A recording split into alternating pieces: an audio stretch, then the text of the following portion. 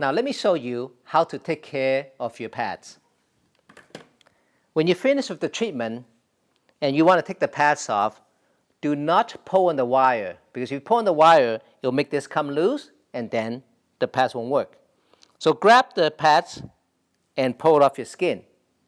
And always make sure your skin is clean before you put the pads on. So if you have lotion or cream or makeup, clean your skin first. After you take the pads off, don't put it down on the table because the adhesive pad itself will pick up all the dirt.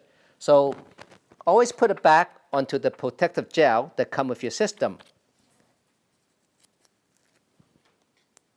Okay, and then put it back into the bag.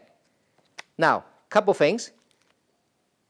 If you find the pads don't stick as well as you like, or you find it's starting to give you pins and needle sensation, that means the pads are too dry.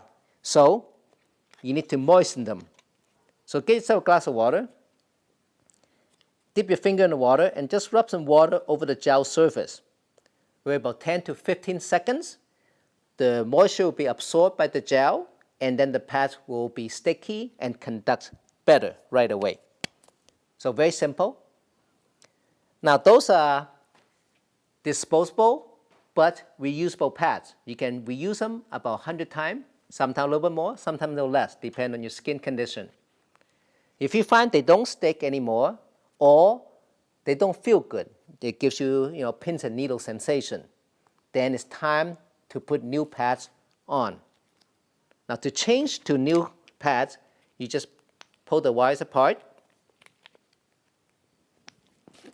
get yourself some new pads or new electrodes, and just simply plug them in just like that. And you're ready to go. Very simple. So take care of your electrodes and it will take care of you.